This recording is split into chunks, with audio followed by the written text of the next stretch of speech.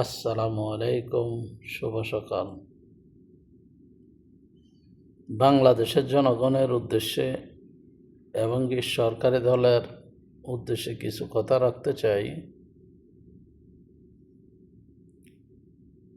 যেই দিন শেখ হাসিনা পলায়ন করছিল, সেই দিন ভারতের কতগুলা সেনাবাহিনী, পুলিশ বাহিনী, ডিফেন্সের লোক আমাদের দেশ থেকে এয়ারপোর্টে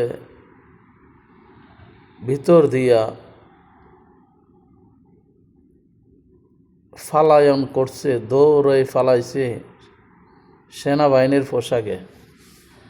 আজ পর্যন্ত কি আমাদের বাংলাদেশের কোনো নাগরিক, কোনো সেনাবাহিনী, কোনো ডিফেন্সের কোনো সরকারি বাহিনী, কোনো জনগণ বা সাংবাদিক, কোনো রিপোর্ট লিখছেন?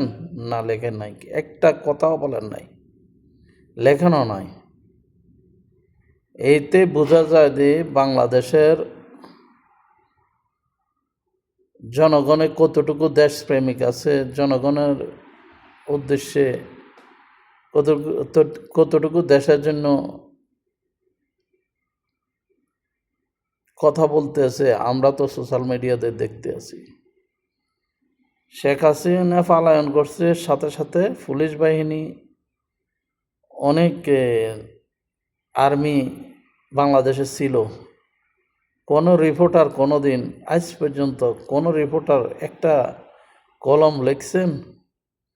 কোনো বুদ্ধিজীবী কোনো কিছু একটা কলম লিখছেন না বলছেন?